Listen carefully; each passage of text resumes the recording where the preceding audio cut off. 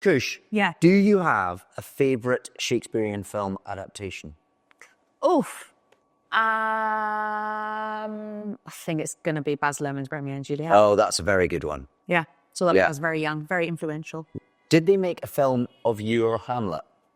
They recorded it at the Young Vic. That's my favourite. Correct answer, David. David, what's the first Shakespeare play that you watched on stage? The first Shakespeare play that I watched on stage was As You Like It, a theatre around Glasgow. They came to my school, and it was in the Assembly Hall.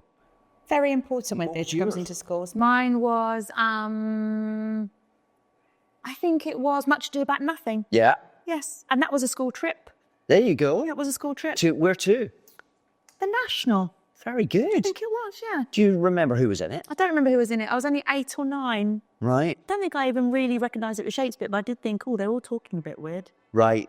But I loved it. Good. Yeah. Good. Solo trips to the cinema.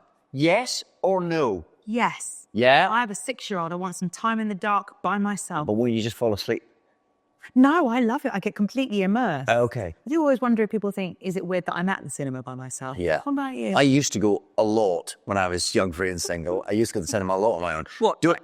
To meet people? No, in the No, not out of desperation. Out of choice. I'd go in the afternoons and sort of see all sorts. Just around the corner, there's a cinema just up the corner from where we're sitting right now. That'll mean a lot to you if you're watching this in Cleveland. And that's where I used to go, Panton Street, Odeon. Oh, lovely. Yeah. That's a cosy one. But a couple of years ago, my wife had taken all the kids to see the last Spider-Man film. Yeah. And I hadn't been able to go. And she said, you're going to love it so much. I'm going to let you have a date by yourself. And she sent me to the cinema on my own in the afternoon. That's how good my wife is. That's a nice wife. Isn't it? She just didn't want to see you for a couple of hours. She is what, rid of me. Yeah. Great film, though. Very good. Do you have, David, a favourite Shakespeare character? Well, right now it's probably Macbeth. I'm quite fickle. I sort of, yeah. He's the best. Yeah. I do tend to like the one I'm most closely associated with at the time. Although Hamlet's hard to beat. It is hard to beat, and it's hard not to like him because you have so much empathy for him. And you sort of explore every corner of his brain, yeah. I like Macbeth the most now I've played him, Lady Macbeth. Right, yeah. I think you're the most likeable I've seen. Thanks, Kush. Yeah, haven't liked the others very much. All Macbeths. Terrible. You're next. Am I? Yeah. Popcorn or chocolate at the cinema? It's popcorn. Is it? Hear me out. Okay. I feel it is crunchy and can annoy people. However, I don't like the idea that you don't know where the chocolate's melting on your fingers in the cinema because it's dark. I know where I'm at with popcorn. I pick it up, I eat it. It's gone. Out of my hands. Gone. Chocolate's an issue. You don't know where it's going to end up, but it's quiet. Can I suggest you take the popcorn, you wrap it in chocolate? Best of both worlds. Guess what, David? There's something called chocolate-covered popcorn. They actually sell it. It's a great idea. At the cinema. It's a great idea. Yeah. That's what I've heard. Very good. Your turn. Is there a Shakespeare character you identify with, David? I don't think so particularly. Is there one you identify with? That's a hard question to answer. I think when I was younger, I identified quite a lot with Rosalind. Oh, okay. Because I did understand, particularly in my teens, this feeling of being two different people at the same time, wanting to be two different versions of herself, particularly like a real girly girl, and then a bit more of a boy. Yeah. And I got that, I understood that. Shakespeare was your therapy. Shakespeare was my therapy, but yeah, the murderers and psychopaths and people like that, not generally, no. I mean, I often think I'd be a very obvious Andrew Ague cheek, but that's not a very sexy thing to admit, is it? I agree.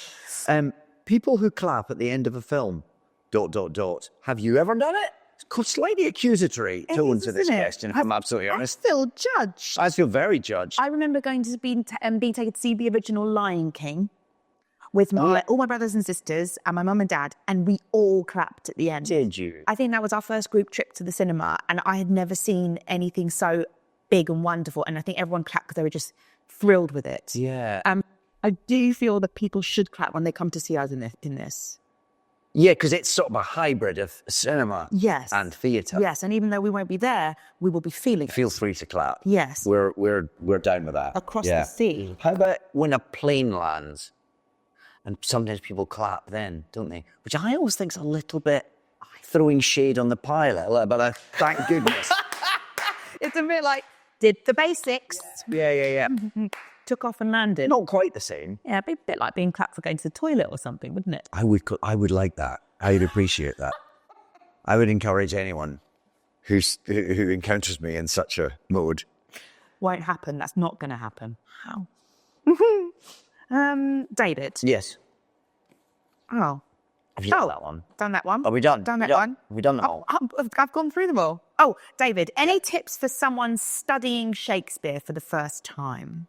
Watch it.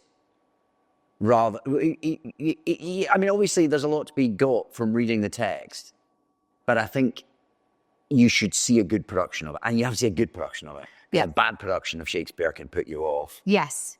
Or at like the very least, get up with your friends and do some of it. Yeah. Rather than silently reading it in your head. Yeah, or doing that thing where in an English class, everyone stands up and reads the next speech along in a sort of terrible, well, in my case, a sort of terrible Paisley drone.